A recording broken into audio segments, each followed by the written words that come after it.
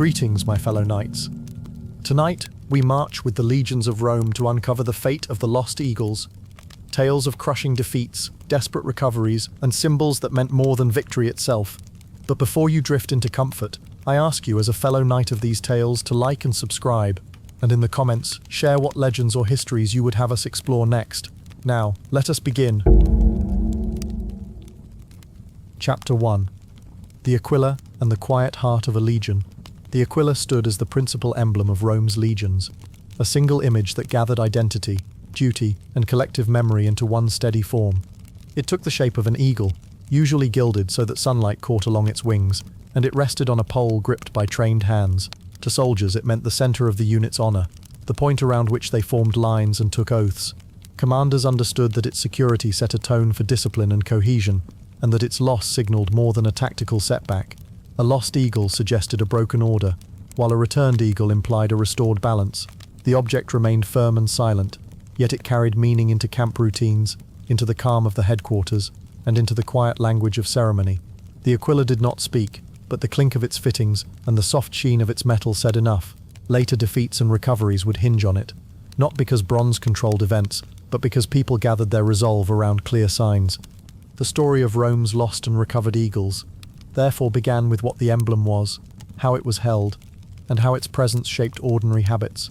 The long narrative of battles and diplomacy would come afterward, yet the emblem's steady role remained the starting point. The setting for the Aquila lay in the established spaces of a Roman military camp, where earth walls, wooden palisades, and orderly streets marked out a measured life. At the center stood the Principia, the headquarters building, with a forecourt and a basilica-like hall that cooled in the shade during hot afternoons. Behind it lay the Sacellum, the shrine where the eagle rested when not on the move, a small chamber that smelled faintly of oil and polished wood.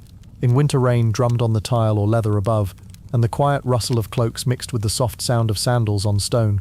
The eagle did not always travel at the front. On the march it stayed close to the first cohort and to the central command group, moving with a steady rhythm that matched the drumbeat of footsteps and the creak of leather harness. When a column halted, the shrine welcomed the standard again, and guards took their places nearby with even breaths and low voices. Over years that stretched from the later Republic into the early Empire, this pattern of keeping the Aquila in view yet under guard created a common sense of place. The camp's center anchored the unit's day, and the eagle anchored the center. In time, the weight of tradition around this location would matter as much as the metal itself. Several roles defined how the Aquila lived within the legion. The Aquilifer served as the standard-bearer, a senior enlisted man chosen for steadiness, experience, and vigilance. He usually wore an animal pelt over his armor, and he kept the pole's fittings clean with oil, the faint scent carrying on quiet mornings. He worked closely with the Primus Pilus, the senior centurion of the legion, who set the tone for the first cohort and guided the unit's front line. Above them stood the legatus, the legion's commander, appointed by higher authority and advised by tribunes and the camp prefect. Around the Aquila also stood the signifers, the bearers of cohort standards, and, under the emperors, the imagifer who held the image of the ruler. Together they formed a small circle within the larger structure, an inner routine of custody and observance.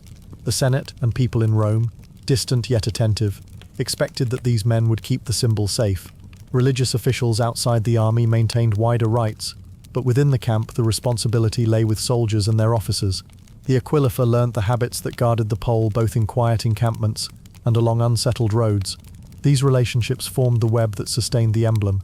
Years later, when crises arose, the steadiness of these roles would shape how units responded. Before the eagle reached a legion, artisans shaped it in workshops where metal rang softly under measured blows. A cast form received gilding where budgets allowed, and the pole took iron fittings to secure the head. When a new legion formed, the standard presented itself during the oath-taking, the sacramentum, with trumpets sounding at a moderate familiar volume. Soldiers raised right hands. The eagle rose above them with a slight shimmer, and a calm pattern began that would repeat each day. The Aquilifer stood near the first cohort in battle lines, the eagle just behind the forward edge so that men could see it without crowding toward it. Guards rotated around the Sacellum each night, their footsteps tapping lightly on stone, while the financial chest and records stayed in adjacent rooms under seals. Before a march, a simple observation of omens might take place, and the eagle moved out with the column as campfires dimmed and smoke thinned in the morning air. In the field, when ground grew uneven, the Primus Pilus helped maintain spacing around the emblem so that no surge broke its alignment. By this stage, the Aquila had become the fixed point of a legion's daily life and battle order. In later years, this pattern would be tested, and the ways it held or failed would leave marks in memory. The meaning of loss and return developed from these routines. If a unit lost its eagle through defeat or confusion, the act signaled a breach in the legion's order. The Senate sometimes recorded the event in serious, spare language, and commanders arranged purification rites for survivors, calm and unhurried, even when spirits were low. At times, a legion that lost its standard disappeared as a named unit, its number retired or reassigned, and replacements filled the line with new symbols. When a recovered eagle came back, whether through campaigning or agreement, the return took a measured path. Officers received it in the headquarters, the metal cleaned and steady in the hand, and a brief ceremony gathered veterans and newcomers alike. If the event took place near Rome, the standard might proceed to a temple, where quiet steps and the cool air of stone framed the moment. Coins and inscriptions recorded the fact in a compact language of images and titles. In a frontier camp, the Secellum reclaimed the pole, and watch lists resumed with the same unadorned handwriting as before. The loss had disrupted place and rhythm, the return restored both. By this point, the emblem's history had become not only a matter of metal taken and brought back, but also a pattern of pauses and continuities within the army's work. Other standards surrounded the Aquila, and set it within a broader culture of signs. The signer of cohorts and centuries carried discs, wreaths, and small devices, while the vexilla marked detachments with red cloth that moved gently in the wind. Under the emperors, the imagines presented the ruler's likeness, a presence in miniature that watched over pay parades and promotions. In some regions, the cavalry favoured the Draco, a windsock form that filled and rustled with air, though its use and timing varied by unit and era. Enemies had their own emblem traditions, and they treated captured Roman standards as trophies that proved standing. Some kings kept them in treasuries, some communities placed them in shrines or groves. Within this larger world of symbols, the Aquila remained the central Roman sign, held close, guarded without fuss, and given language on stone and coin when circumstances changed.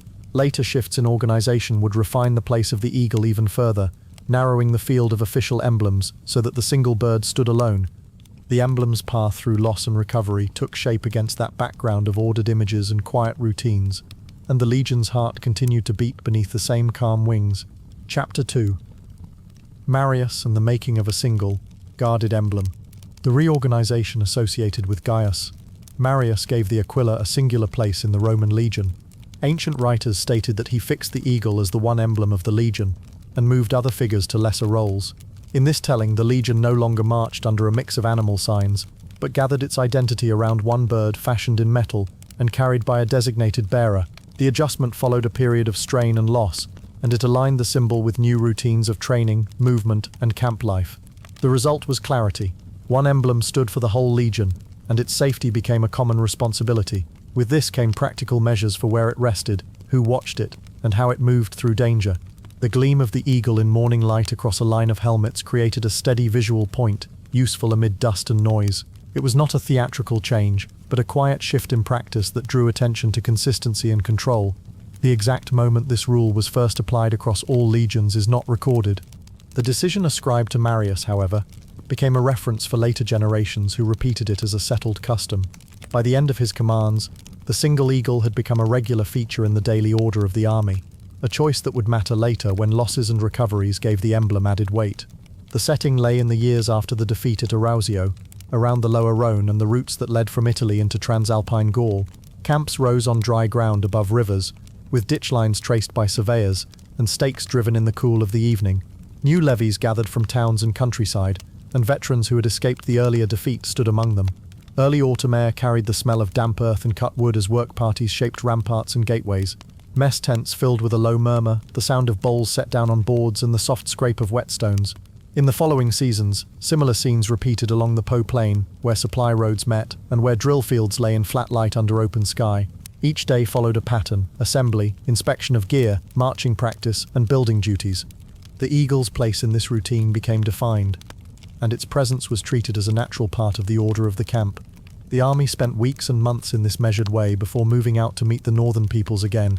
The principal figure was Gaius Marius, a consul who received authority to reorganize and lead the legions against the Cimbri and the Teutones. He worked with officers who handled training and logistics, and with centurions who transmitted orders down the line. The earlier defeat at Arausio had involved Gnaeus Mallius Maximus and Quintus Servilius Caepio, whose failure to combine forces had left Roman troops exposed to a concentrated attack. Their names appeared in reports and inquiries, but they were no longer in command when Marius assembled his forces. In the legions that followed him, the Aquilifer held the eagle and remained a visible figure at the center of formations. The Primus Pilus, the senior centurion, stood close to command signals and took a practical interest in the standard safety. Signifers of cohorts maintained their own smaller emblems for subunits. The relationship among these figures reflected a clear chain. The general set policy, the staff and tribunes coordinated, and the centurions and standard-bearers applied methods on the ground. The steady clink of harness and the low call of orders marked their shared work. By this point, the change from multiple emblems to a single eagle had become part of the overall plan to steady the army, after recent strain, a plan that would shape how later commanders thought about honor and loss. In practice, the adjustment meant that only the eagle stood for the legion, while other animal figures, when used, identified smaller subunits. Ancient accounts said the legionary eagle from Marius's time onward was made of gold, though in some cases workmanship and metal varied. The eagle rested by night in a protected place within the headquarters, where watch rotations were set and recorded on tablets. Before march out, the Aquilifer received a brief inspection from a tribune or the Primus Pilus, and joined a chosen guard, men selected for steadiness. The standard moved near the center of the legion's order of march, where visibility was good and where files could close around it if needed. During battle drills, the Aquilifer practiced short advances and controlled withdrawals, so that the symbol never outran the line. The smell of oiled leather and the smooth feel of polished shafts accompanied these routines. The oath of the soldiers, renewed before campaign, named the standards as witnesses, giving legal form to their protected status. In training and on the march, the new focus added little bustle but brought a calm expectation that the eagle would remain under close watch. For a time, the army moved in this settled pattern before the next change arrived. These routines held during the campaigns that followed. At Aquae Sextiae, where Marius met the Teutones and the Ambrones, the standards stood near the command point and did not stray, even as units shifted ground in a controlled pursuit. The hills and scrub around the position kept dust low, and the day passed into evening with the eagle returning to the headquarters tent as usual. The following year, on the plain near Vercellae against the Cimbri, the space was open and bright, and the wind carried dry grit across sandals and shields. The Aquilifer remained in a sheltered place within the formation, with chosen men around him as the line pressed forward in steady rhythm. Reports noted victories on both days, and back in Italy, the army marked success in formal processions. The eagle, as the single symbol of each legion, appeared at the front of those lines, its metal catching the sun between the shadows of tall buildings. In camp afterward, routine resumed, watch lists, equipment checks, and the quiet return of the standard to its guarded place. By then, the principle had taken root. One emblem defined the legion, and all understood the routes by which it moved and the hands by which it was kept. The clarity of that arrangement would give shape to how losses were counted in later setbacks, and how returns were celebrated when diplomacy or victory restored what had been taken. Later writers preserved the tradition that Marius fixed the eagle as the legion's only emblem and appointed defined practices for its care. Some details remained uncertain, including the exact date when every legion adopted the rule. A neutral summary recorded that other figures continued to identify cohorts and centuries, and that red vexilla marked temporary detachments. In the following decades, commanders added religious forms around the standards, and in the imperial period the standards stood in a shrine within the headquarters, a practice that echoed earlier habits in republican camps. The steady thread across these changes was the centrality of the eagle at legion level, and the guarded way it was treated by officers and men. The quiet emphasis on protection, routine, and a single point of identity shaped how the army understood itself as it moved between rivers, forests, and plains. With these measures in place, the emblem stood, simple and clear, at the front of Rome's legions as they entered the next era. Chapter 3. Carrhae and the Parthian Keepers. The account turned to the defeat at Carrhae in 53 BC, and the passage of several Roman eagles into Parthian custody. The loss of these central emblems marked a change in the balance of prestige between two powers that faced one another across the great rivers of the East. It also showed how a symbol, no larger than a carried standard, could become an instrument of state policy after a battle had ended. The Roman army that marched out carried its eagles at the heart of each formation, where they had been placed since earlier reforms set the pattern. The Parthian forces that met them had no such single emblem, but they understood the value others set upon it, and held to that understanding with patient purpose. Metal flashed in the sun on both sides, though one side emphasized a few heavy points while the other relied on a broad field of moving archers and cavalry. As the day moved across the plain, the focus narrowed to shield rims and shadows under helmets, and to the silent weight of poles capped with gold. These objects would travel far from the lines on which they had once moved. They would be watched over by different hands for a season, and their presence in Parthia would influence quiet talks many years later. The setting lay on the edge of the northern Mesopotamian plain, where the ground spread flat and the wind scraped low over dry grasses. The route from Syria toward the upper Euphrates had been long and level, with dust clinging to sandals and the wooden wheels of wagons. By late spring the light broadened early and held fast, and the heat pressed gently through the day. Kare, a long-standing caravan town later known as Haran, stood in this region with stone walls warmed by the sun and streets that had learned the rhythm of trade. The Euphrates ran to the west, broad and slow in its bends, and the Tigris lay far to the east, hidden beyond spreads of brown soil and cultivated strips. Around these rivers, kingdoms and client rulers held their positions, measuring their distance from greater capitals. The Parthian court rested at Ctesiphon, across from Seleucia on the Tigris, where breezes from the river cooled courtyards at dusk. In the open country near Kaffa, the plain offered few landmarks, so a traveller measured progress by the low line of the horizon, and by the sound of hooves carrying from a distance. The principal figures were known.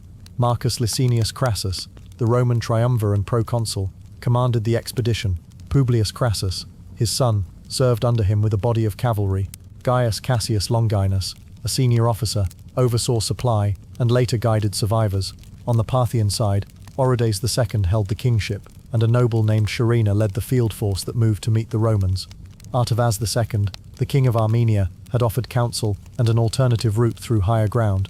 A local ruler, Abgar of Osroene, appeared in reports as a guide and intermediary, though later accounts differed about his role. The Roman legions formed their ranks around the standards, the aquilifers steady in the centre where the golden heads of eagles caught sunlight in quiet flashes. The Parthian army relied on mounted archers who maintained a measured distance, and on armoured cavalry that could press forward when opportunities appeared. Orders passed between officers in low voices, carried by aides on foot and on light horses. Wax tablets and maps lay on tables in tents during the night, where lamps burned with a slow smell of oil while lines of march were set out for the morning. The movement toward Karhari began with a crossing of the Euphrates and a choice to leave the river behind. Crassus declined the Armenian route, which would have bent northward into hill country, and instead aimed directly across the plain. The Parthian force under Sharena kept to the open ground, where space favoured swift riders and steady volleys. When the armies met, drums sounded from the Parthian side with a deep rhythm, and the first lines of horse archers sent arrows in constant arcs that darkened into a light cloud before they fell. The Roman legions closed ranks and steadied shields, and the Aquilae held their positions within the boxes formed by cohorts. Publius Crassus led a cavalry push, moving out across the level earth to drive back what seemed a manageable screen. The pressure of distance lengthened, dust rose, and the support he needed did not arrive in time. The separate fight that formed around him ended with losses and the removal of hope from one side of the field. The main Roman body felt the strain of heat, distance, and a ceaseless pattern of movement at the edges. Yet it continued to hold together as daylight softened toward evening. The eagles remained within the centres of each square as a practical fixed point, their presence maintaining order, while men adjusted their grips and listened for officers' signals under the clear sky. After the first day, the Romans withdrew to Karab for the night, guided by those who knew the tracks across the plain. The cool air after dusk settled over the stones, and the sounds of quiet talk spread in short lines across the camp. In the following hours, talks were arranged to settle terms for withdrawal, and the leaders approached with a small detachment on each side. The meeting ended in confusion and the death of Crassus, and command passed unevenly to those who remained. The Roman force broke into parts in the dark as groups tried for water and safety along different routes. In those movements, as small clusters of soldiers fell away, standards were put at risk. Some cohorts kept their eagles secured and reached the river crossings, but others were overtaken on open ground. The Parthian cavalry pressed forward without haste, cutting off paths and directing groups back toward the plain. Several Aquilae, along with other standards and vexilla, were gathered by Parthian officers as units collapsed or laid down arms. At dawn, the thud of hooves faded, and the sound of metal settling into bundles replaced the noise of pursuit. Gaius Cassius brought part of the army back to Syria, guiding men along known roads under a hot, pale sky. In the Parthian camp, Sharena displayed the captured emblems before his warriors, and messengers left with notices for Orodes II. The eagles were then taken away from the field and moved toward royal centres along the Tigris, where their meaning would be considered beyond the pace of a battle. By the end of this stage, the Parthians held both prisoners and symbols, and Rome had to absorb the full extent of the loss. The precise number of aquilae captured after Carrhae was not recorded with certainty. Several passed into Parthian hands and remained there, watched and maintained as objects of value. A standard captured from an enemy carried weight in Parthian practice, and the court found quiet uses for the newly acquired Roman emblems. They could be shown at formal gatherings to mark an achievement, or kept in treasuries where their presence was understood by envoys who visited. Later accounts suggested that some were housed at Ctesiphon, possibly near royal halls, while others might have been taken to major cities in the region. The exact sites of storage were not recorded in detail. Sculpted halls in Seleucia or shaded rooms in Ctesiphon would have offered steady temperatures and a calm place for guards to sit. The Parthians adopted a measured approach to their display, neither careless nor boastful, because the objects served well as instruments in negotiation. Rome recorded their absence and adjusted its plans on the eastern frontier, strengthening garrisons and resetting expectations about the pace of operations across the Euphrates. Years later, the memory of these captured eagles would return during careful talks between rulers, and the road to their recovery would run alongside patient campaigns and deliberate arrangements. For a time, though, they rested where the Tigris moved past high banks, and the quiet of courtyards held their new story until the next change arrived. Chapter 4. Ventidius, Antony, and the quiet work of repair. Efforts to recover Rome's standing after the loss at Carrhae progressed in careful stages, and they did not reach a final resolution in a single campaign. In the decades that followed, commanders in the east sought to regain ground, restore alliances, and, when possible, bring back standards taken in more recent setbacks. Publius Ventidius Bassus and Mark Antony formed the center of this mid-century phase. Their actions brought stability to the Syrian frontier, returned some insignia, and rebuilt confidence among troops and communities along the Euphrates. The Aquila remained a symbol that marked success or failure, and its absence continued to weigh on decisions. The outcomes did not settle the larger matter of the Carrhae eagles, yet they established patterns of movement and negotiation that later statesmen would rely on. In the sound of bootsteps on compacted dust and the steady clink of harness in early morning camps, a measured recovery took shape. By the end of this period, Rome's lines in the east felt firmer, while the unresolved loss in Parthia waited for a different kind of settlement. The setting lay across the eastern Roman provinces and borderlands between the Mediterranean hills and the wide plains fed by the Euphrates River.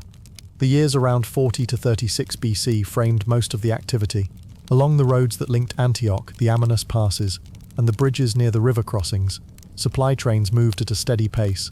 The air carried dry heat in summer and a cooler edge by autumn, and the afternoons often settled into pale light over fort walls and camp ramparts.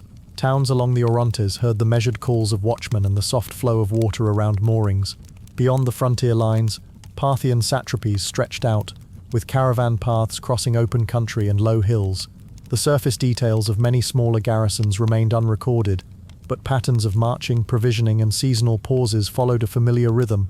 As spring advanced each year, decisions about routes and allies formed quietly in Antioch's courtyards and in tents pitched under the shade of plane trees.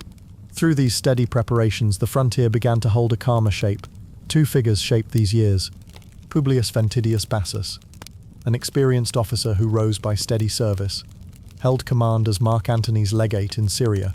Mark Antony, serving as triumvir, directed eastern policy while balancing affairs in the wider Roman world. On the Parthian side, Prince Pacorus, son of Orodes II, led forces that pressed into Syria with allies recruited among Rome's opponents. Orodes II's position later gave way to Phraates IV, whose accession changed Parthian priorities and communication with Rome. Among the Roman commanders affected by the early crises stood Decidius Saxa, whose defeat cost cohorts and their standards near Antioch. Quintus Labienus, once attached to Roman command in the civil wars, joined Parthian operations before facing Ventidius.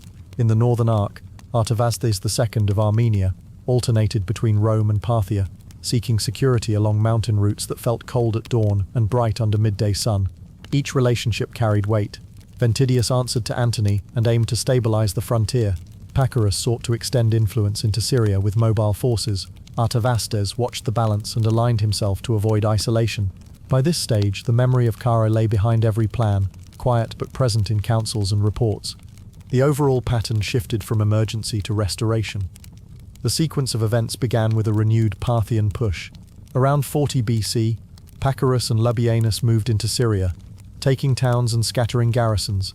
Decidius Saxa withdrew and then suffered defeat.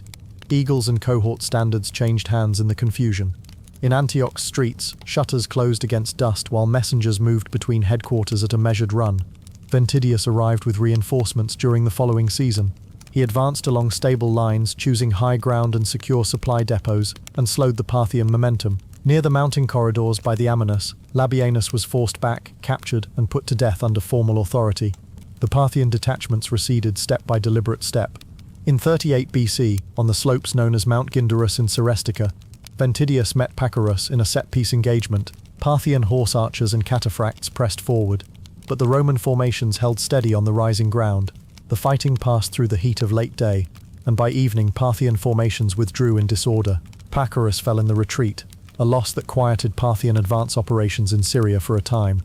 As the field emptied, Roman troops collected equipment and secured the area with routine detail. In the aftermath, Ventidius recovered standards that had been taken from Saxa's routed troops.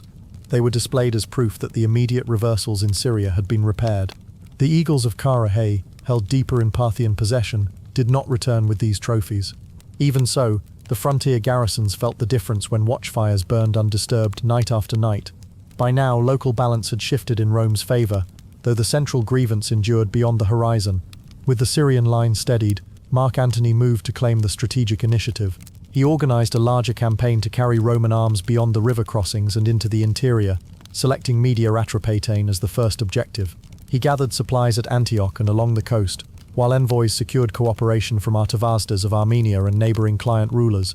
Camp spoke in low murmur as mule trains arrived, and the bronze fittings of siege engines knocked softly against wooden frames. In 36 BC, Antony crossed into high country and laid siege to a fortified place identified in sources as Fraspa. Parthian and Median forces avoided a direct collision with the main Roman body, but struck at the baggage that carried the heavy siege equipment. A large portion of the train was lost, and the assault labour slowed. Early frosts touched the edges of the encampment, and smoke rose in thin lines from cooking fires at dusk. Antony broke off the siege and withdrew along a northern route that reduced exposure to cavalry attacks. The retreat remained orderly, though the march cost men, animals, and material. In the following months he negotiated for the return of prisoners seized in earlier fighting, and accepted limited exchanges of captured insignia from local defeats. The specific units represented in these returns were not recorded in surviving sources. He renewed ties with Armenia for a time, and then, in a later campaign season, brought Artavasdes to Alexandria as a political captive. To maintain standing, he staged formal distributions of eastern territories known as the Donations of Alexandria, reinforcing a public image of command. None of these steps brought back the Carhae Eagles. The central issue stayed where it began, even as the border grew quieter and Roman winter quarters settled into regular routines. The broader context explained the limited outcomes. Parthian rulers kept trophies of victory as markers of legitimacy, while Roman leaders viewed standards as sacred military emblems bound to oath and honour. Ventidius received a triumph in Rome for his victories, the only Roman commander to parade a triumph over Parthians in that generation, and he displayed captured arms and small standards to confirm the restored balance in Syria. At the same time, the Parthian court under Phraates IV held the principal eagles from Karapae, and negotiations over them required conditions that did not exist during Antony's campaigns. Roman coinage reflected current achievements but did not claim the main recovery. The eastern provinces returned to measured order, with taxes collected, roads repaired, and forts provisioned before the next spring. A calm interval followed, with garrisons hearing only the usual sounds of sentries exchanging passwords in the night, and river water moving past the stone piers. In the next phase, a different leadership would approach the same problem with a steady diplomatic hand. For the moment, the frontier stood firm, and the memory of loss stayed contained within plans for a later settlement. Chapter 5: Augustus, Phraates, and the quiet return of the standards. Augustus's settlement with Phraates faith in 20 BC brought back Roman military standards that had passed into Parthian keeping, and it did so through a measured exchange rather than battle. The agreement rested on recognized boundaries, a reordering in Armenia, and gestures meant to be seen by both courts as proofs of good faith.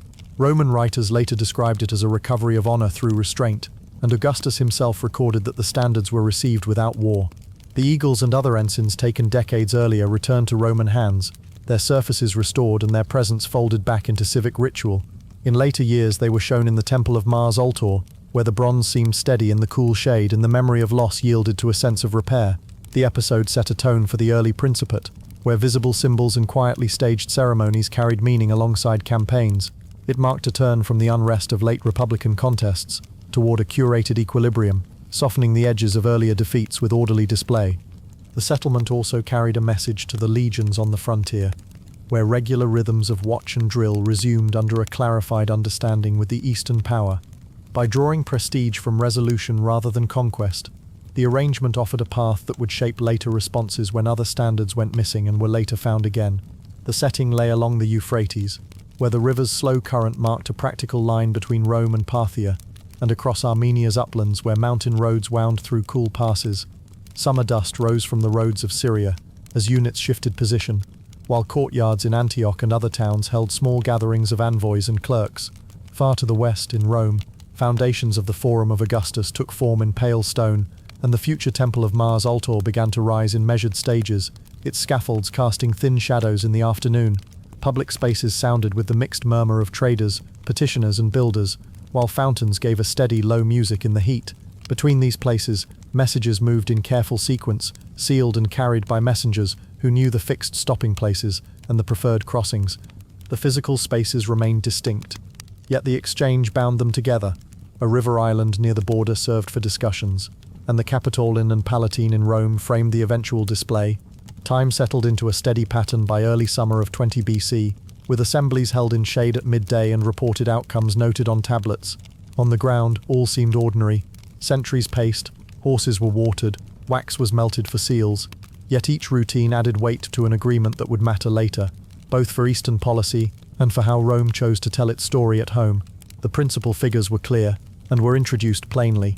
Gaius Julius Caesar Octavianus, later known simply as Caesar Augustus, held authority in Rome as princeps. He balanced command and counsel, and he used both to shape the eastern settlement. In Parthia, Phraates IV ruled a realm founded on horseback armies and noble lineages, and he measured advantage as carefully as any Roman senator.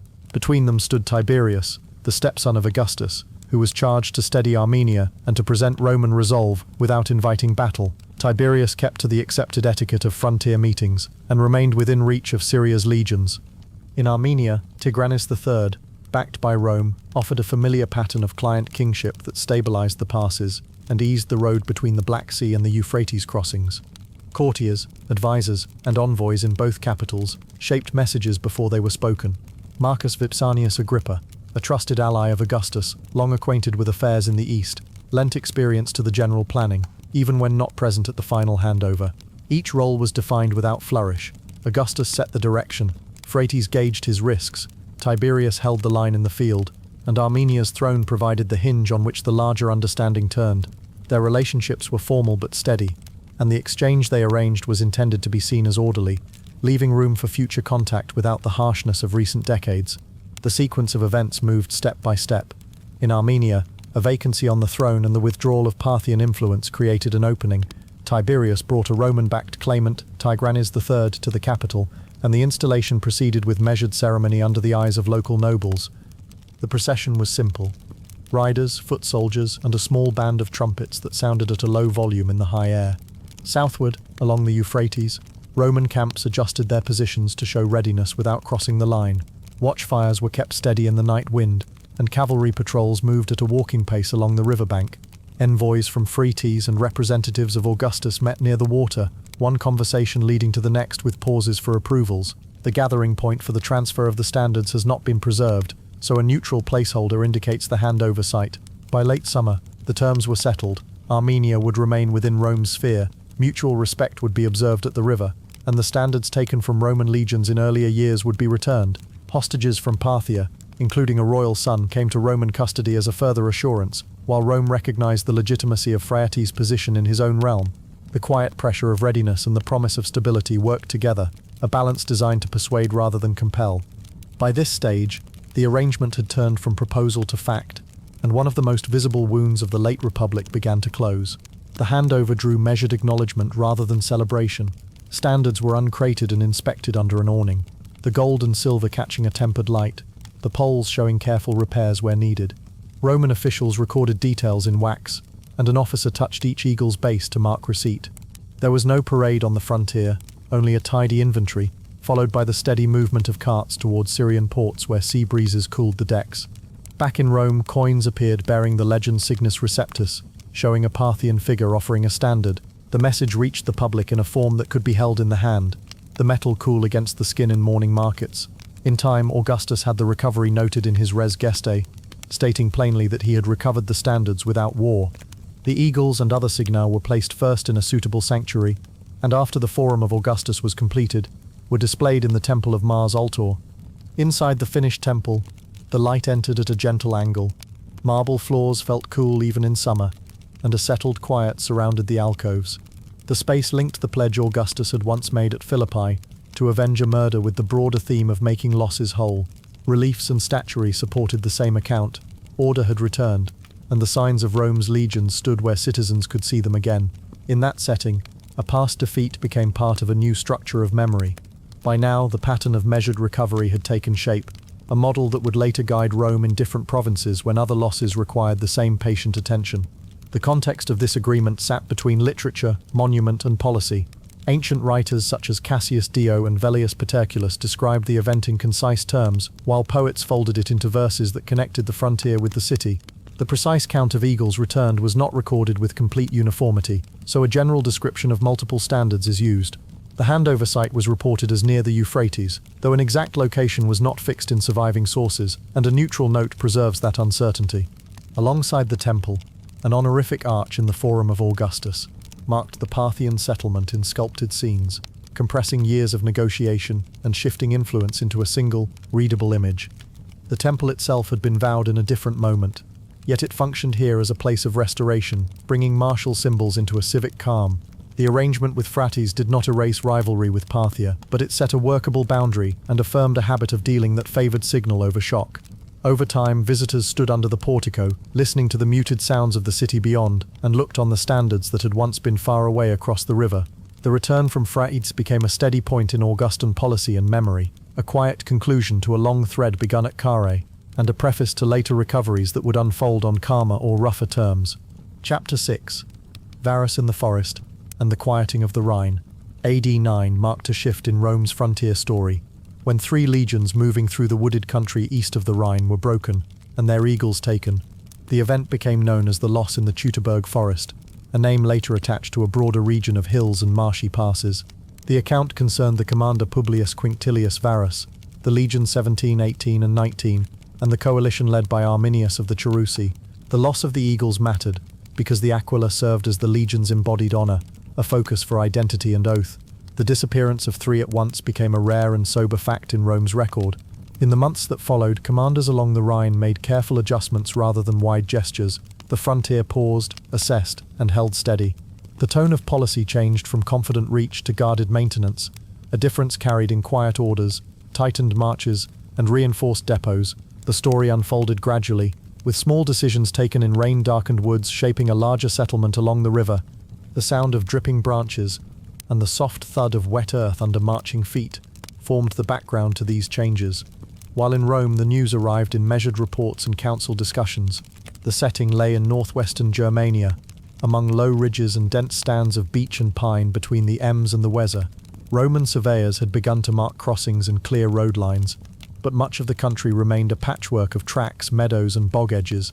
By early autumn, clouds hung low, and the air held a steady damp that softened leather and weighed on shields. The legions were withdrawing from a summer position toward winter quarters closer to the Rhine, following a route that wound through narrow passages and around shallow lakes. Pack animals, wagons, and camp followers moved in a long file, their pace marked by the creak of wheels and the clink of fittings. On open heath, the wind moved evenly.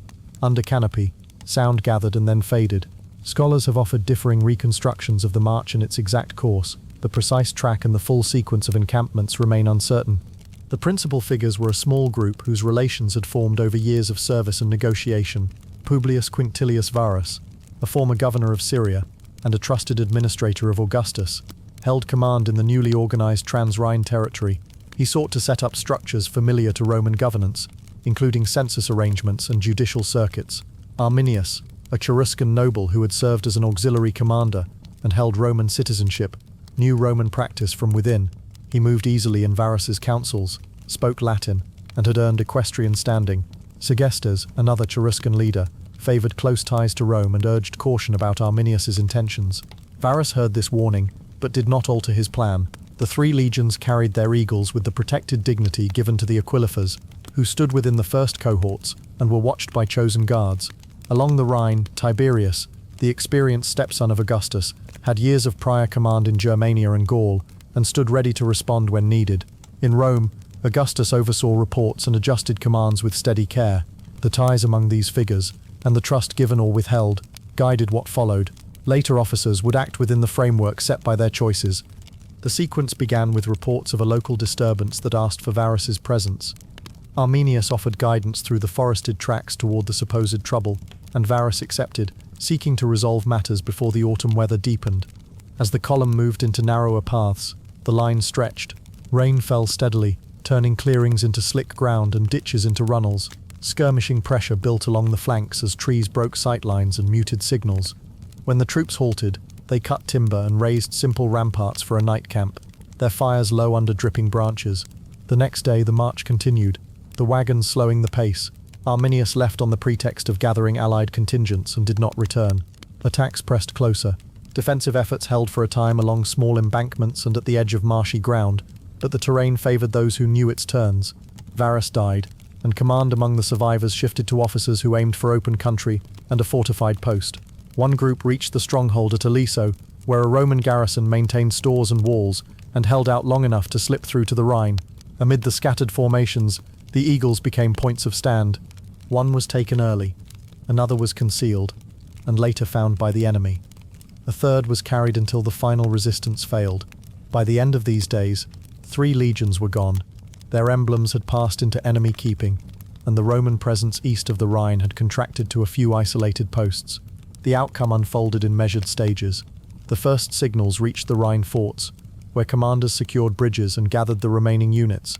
Lucius Nonius Asprenas moved promptly to stabilize the lower river sector and protect the winter quarters.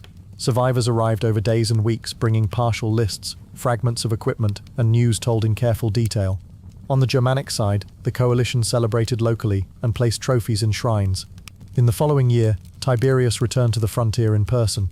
He reorganized the garrisons along Germania Inferior and Germania Superior, strengthened depots at Vatira and Mogontiacum, and confirmed the naval flotillas on the Rhine and the North Sea. Patrols watched the mouth of the river while engineers repaired roads and bridges. The plan to turn the Trans-Rhine territory into a regular province halted, and the army narrowed its reach to secured corridors and seasonal expeditions. In Rome, the legion numbers 17, 18, and 19 were retired and never used again. A quiet administrative choice that fixed the loss in memory. The imperial household set a restrained tone, recognizing the gravity of events while avoiding broader upheaval. Germanicus, who would later lead campaigns in AD 1416, began to study the ground and the dispositions, preparing a response within the limits set by prudence. For a time, the Rhine line steadied.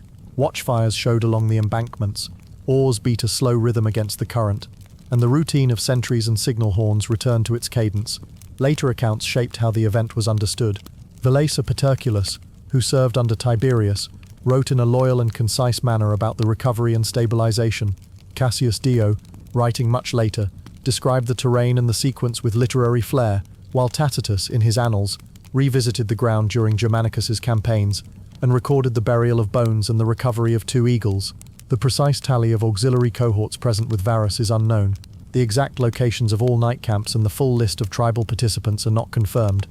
Modern study points to the Calcrease area for at least one phase of the fighting, but the broader field comprised several days and multiple sites.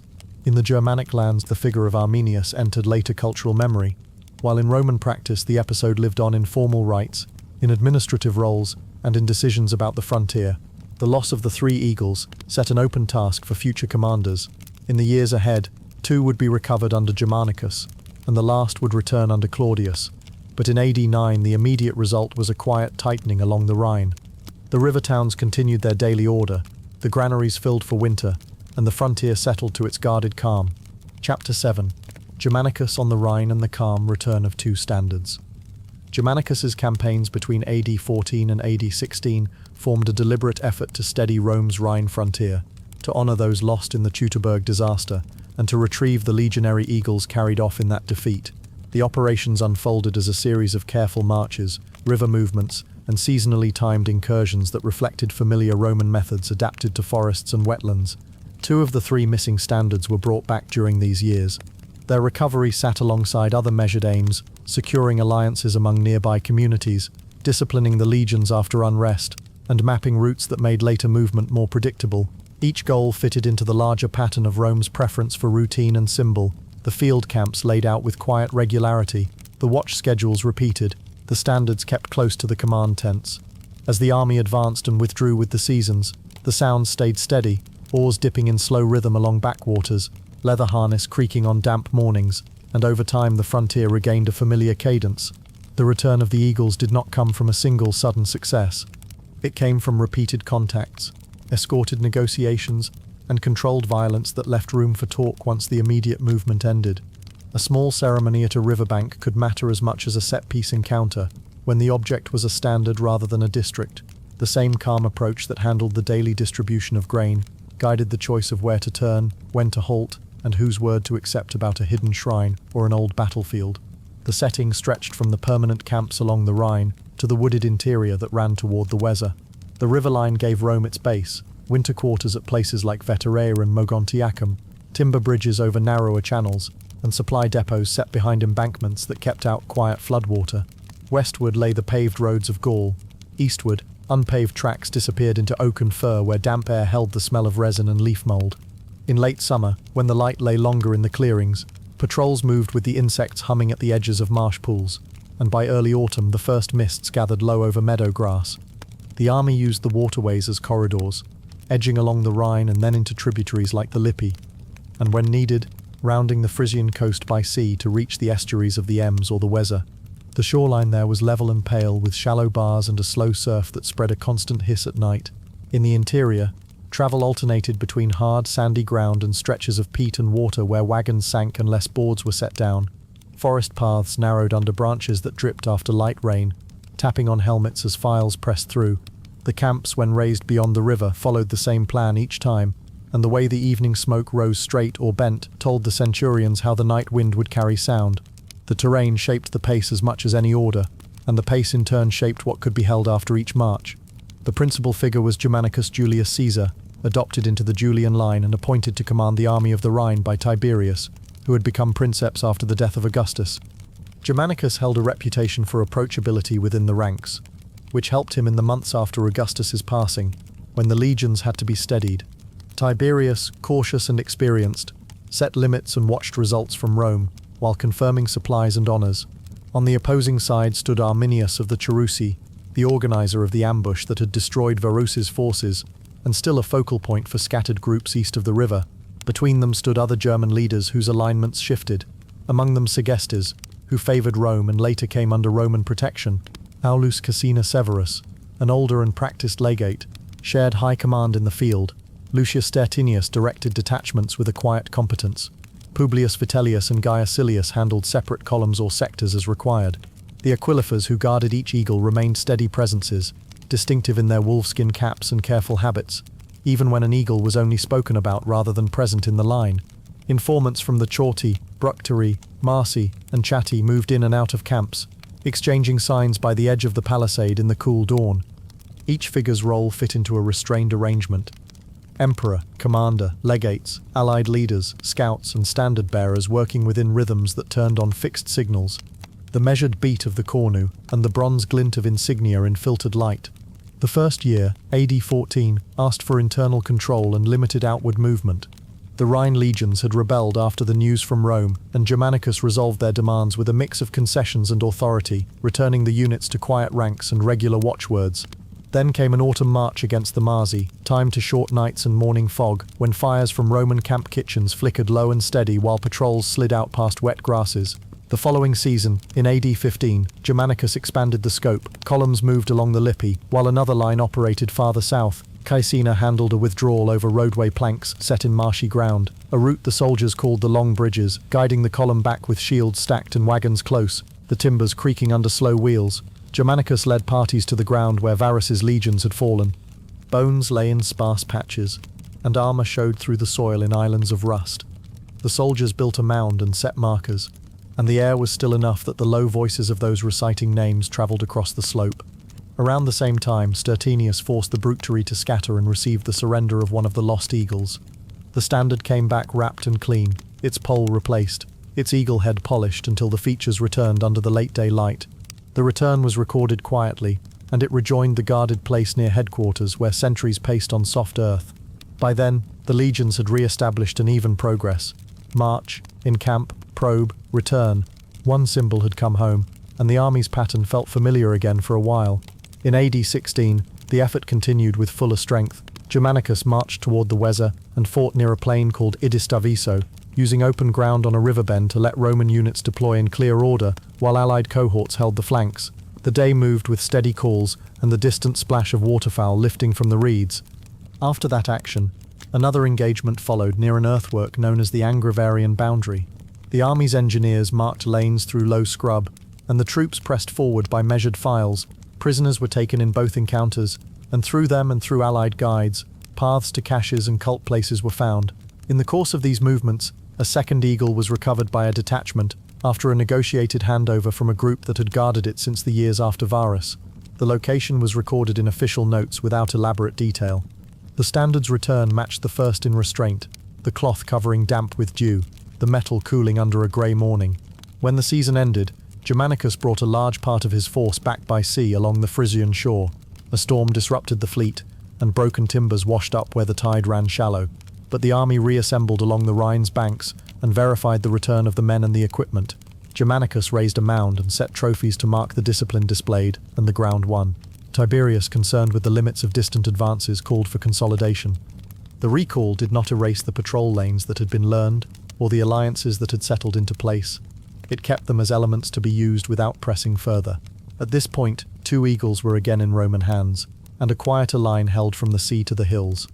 Ancient accounts left small differences in naming the places and in assigning particular eagles to specific legions, and where the sources were uncertain, later writers offered varied reconstructions.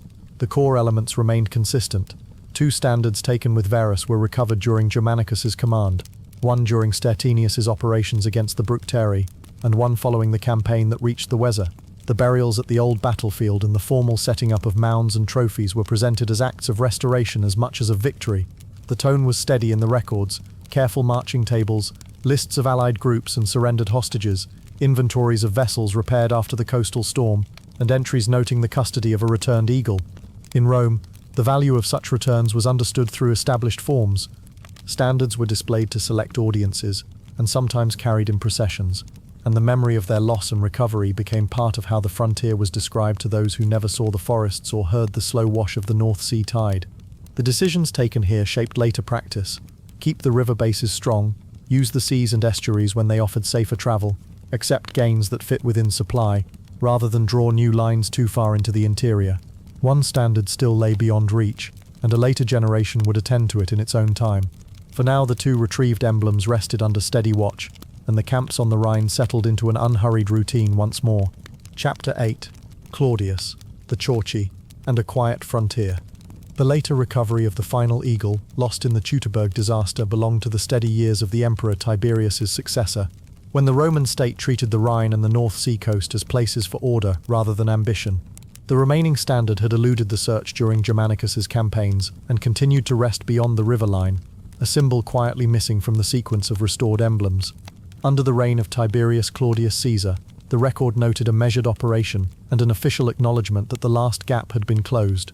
The story did not unfold with dramatic marches, but through limited pressure, local movement by boat and road, and brief negotiation at the edges of the tidal flats.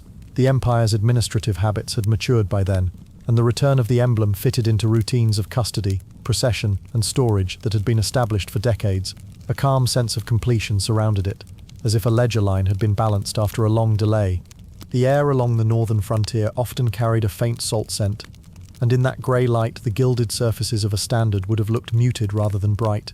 The pace was even, and the language of official notices continued in a formal tone that matched the quiet end of a long concern. The theme of captured and returned standards would appear again in another region of the empire, but in this northern setting it reached a settled conclusion. The setting lay in the low country where the Rhine split and wandered into marsh and sand before meeting the sea. The terrain spread flat under weather that pressed down in thin layers of cloud, with reeds moving gently in the wind and small waves tapping wooden pilings. Forts on the lower river watched the shipping channels and road junctions, their ramparts of earth and timber firm but unadorned. The provinces of Germania Superior and Germania Inferior held legions and auxiliary cohorts, with most attention on ferries, depots, and the short marches between riverbank posts. To the east and north stretched the lands of coastal peoples whose life followed the tides, including the Cholchi between the Ems and the Weser. Patrol boats slipped along the channels by tide and oar, their hulls scraping softly when they grounded on sand. The missing standard had been believed to be in the custody of a coastal group, passed through families as a symbolic possession whose meaning changed with time. In the early 40s of the 1st century, the conditions along the shoreline allowed a calculated approach by a Roman commander.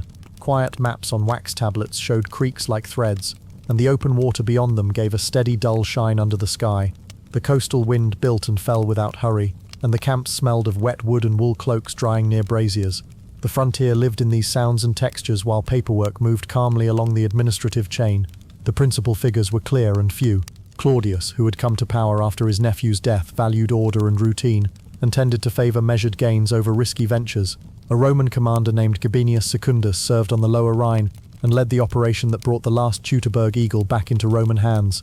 His relationship to Claudius rested in the standard pattern of a legatate responsible for a provincial army, reporting up through governors and directly to the emperor when honours or policy required it.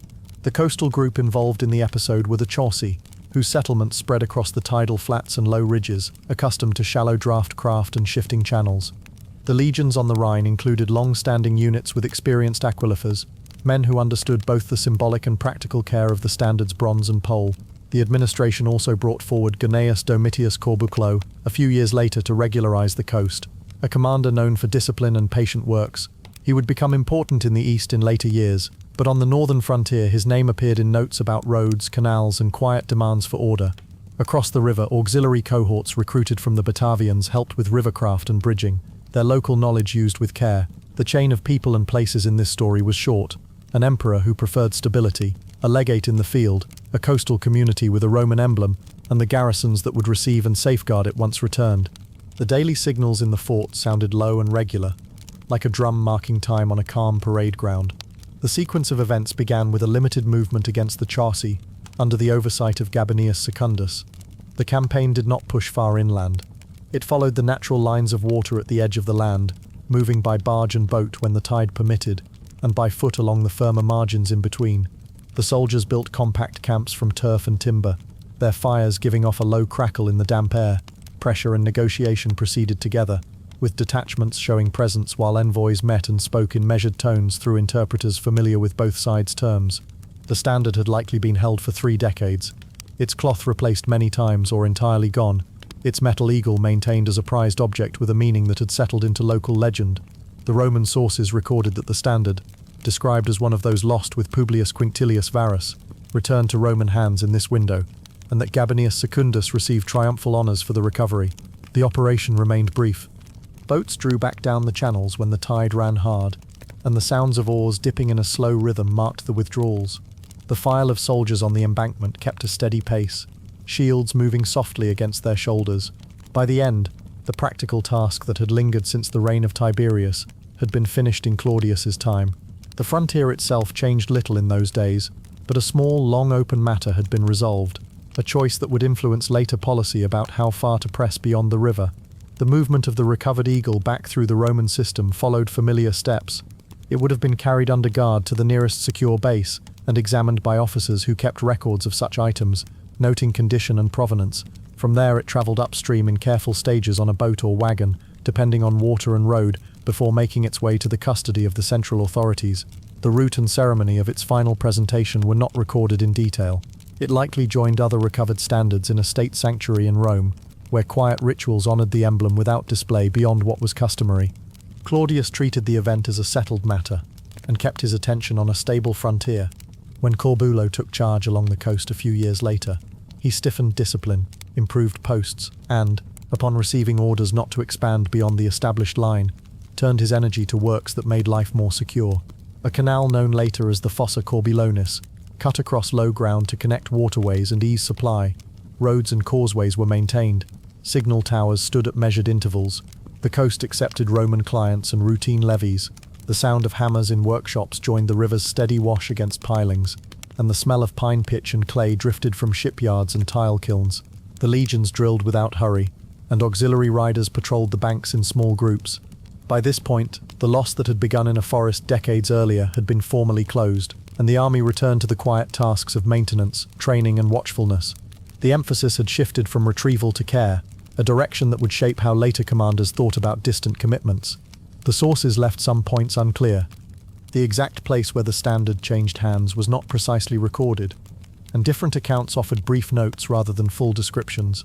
The identity of the tribal leaders involved remained unstated in the surviving text.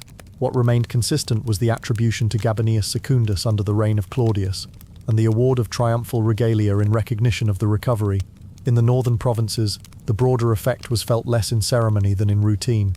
Fewer punitive excursions set out, and more attention went into schedules for grain shipments, garrison rotations, and the upkeep of embankments. Corbulo's presence near the estuaries added a layer of method. He observed the emperor's limits and kept the line strong without crossing it, a pattern that fitted Claudius's preference for dependable borders. Far away in regions around Armenia, the question of standards and prestige would surface again in later years, and Corbulo's name would return in that context. On the Rhine, however, the quiet return of the last missing eagle from the Teutoburg loss brought a sense of settled order to the record. Watchfires along the river burned low by night, and the tide moved in and out along the shore in its familiar rhythm. The frontier rested in that even motion, with metal gleaming dimly in storehouses, and the memory of recovery carried in tidy lines of an official report. Chapter 9. Quiet loss and measured return on the Armenian frontier. The episode at Randia in AD 62 and its resolution in 63 concerned the surrender and return of Roman military standards on the high plateau between Rome's eastern provinces and Armenia. It formed part of a longer contest over Armenia's throne, where symbols, treaties and steady fieldwork carried as much weight as marching columns.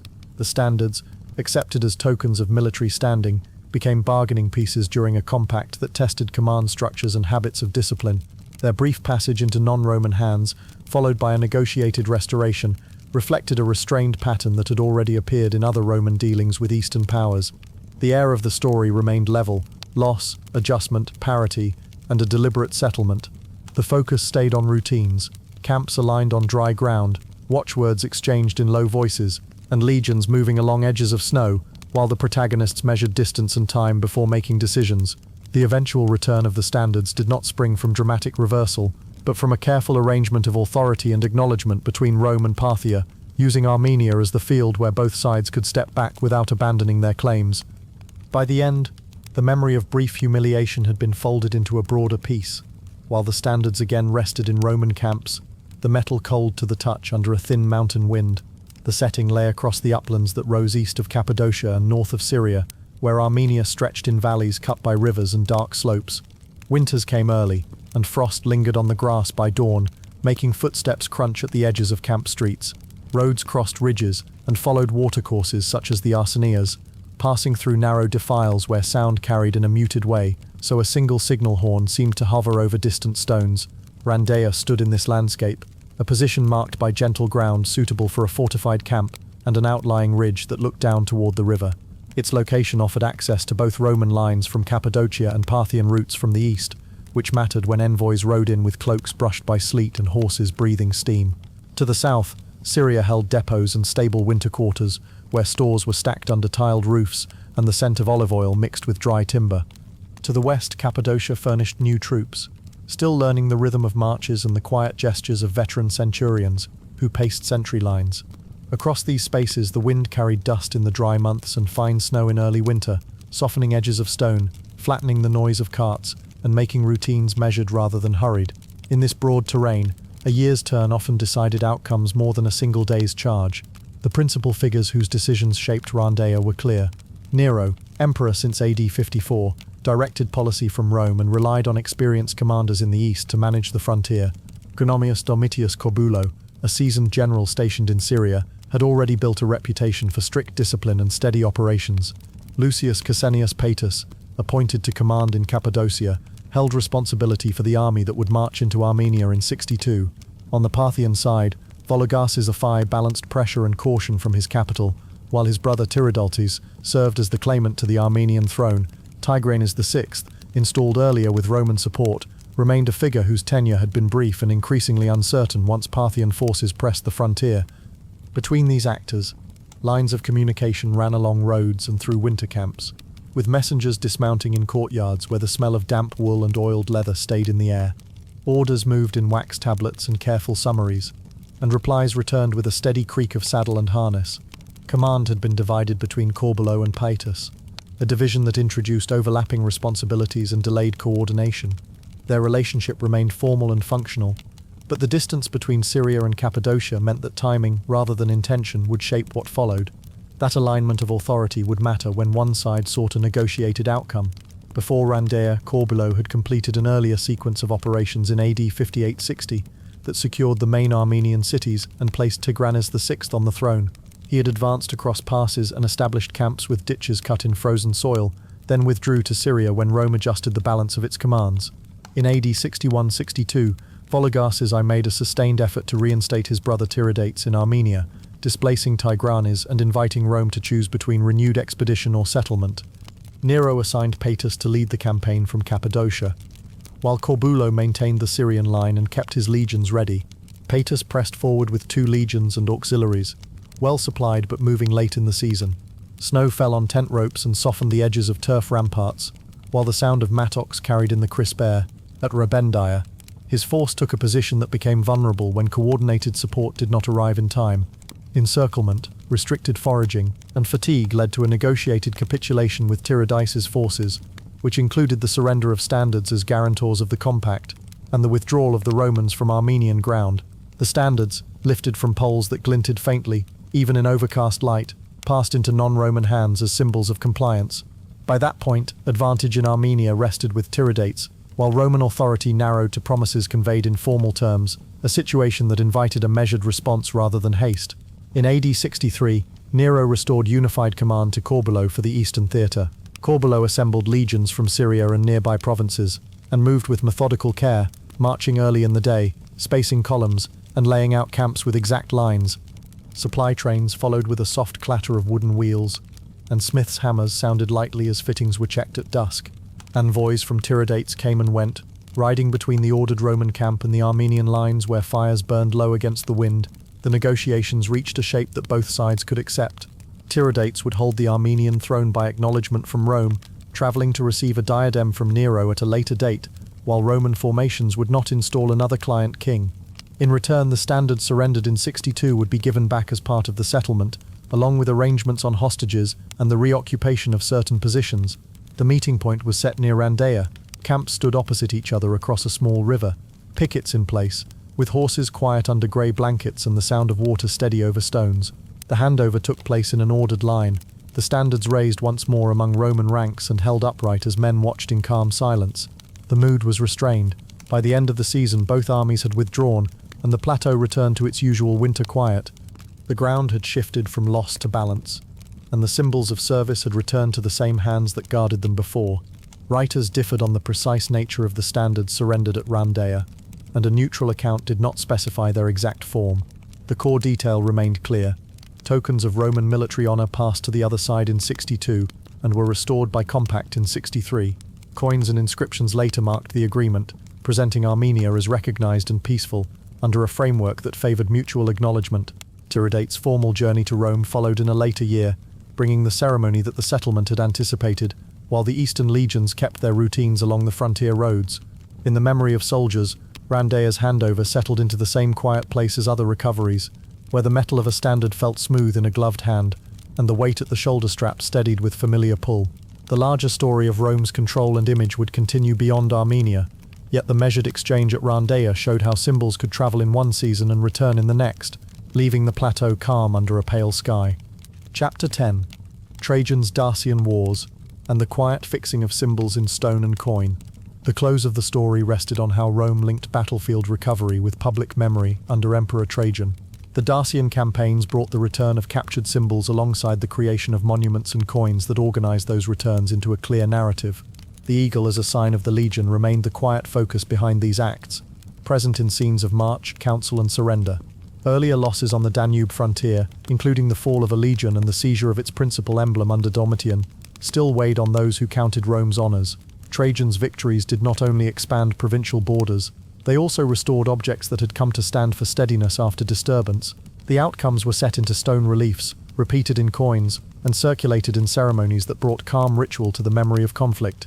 The visual language was direct and restrained, standards upright, troops in order, and the ruler seated or standing in measured composure. In this way the empire joined recovery with representation, allowing the return of eagles and other emblems to move from the river valleys of Dacia into the daily sights of the capital. In the cool air of the forum, the story would be read as much by quiet footsteps and the soft gleam of bronze as by inscriptions. The setting was the early 2nd century AD. On the northern frontier the Danube ran broad and even, with a low mist at dawn and the steady sound of water touching pilings. Beyond the river rose the wooded hills of Dacia, where paths climbed slowly toward fortified places that overlooked narrow valleys. Seasonal rhythms shaped movement, crossings in fair weather, road building in stretches of dry ground, and wintering along the river with storehouses checked at dusk. In Rome the planned spaces of the Forum of Trano, with its clean marble surfaces and orderly colonnades, offered a contrasting calm. The newly built markets echoed with soft voices and the distant tap of chisels, while the basilica's interior kept a cool, shaded light. Between these two zones, the frontier and the capital, ran a managed flow of reports, spoils and images. Reliefs under preparation in Rome followed sketches brought by officers and architects, and the mint-pressed dies whose small lines carried clear shapes onto bright flans. The slow beat of hammers at the Tiberside workshops kept pace with marches on the northern roads. Over months and then years, the sequence in stone and metal would come to mirror the sequence in the field. The principal figures were introduced with care. Trajan, a soldier emperor with long service on the Rhine and Danube, directed the campaigns and oversaw how they were later recorded. Decebalus, king of the Dacians, managed a federation of hill communities and sought to balance concessions with advantage, often relying on fortified heights and specialists obtained during Domitian's time. Apollodorus of Damascus, an architect and engineer in imperial service, planned bridges and works that enabled steady movement, including the Great Bridge across the Danube, whose timber and stone joints held firm under cartwheels, and the step of legionaries. The army itself, Danubian legions with auxilia, operated in columns arranged for uneven ground, with aquilifers maintaining a measured distance from the front, and centurions marking cadence by quiet voice and staff. Within the administration, the urban prefects, the curators of public works, and the officials of the mint supported the passage from event to representation. Sculptors and die engravers translated reports into repeated forms, an aquila between standards, a trophy flanked by captives, an emperor receiving delegations. The relationship among these figures was practical and layered.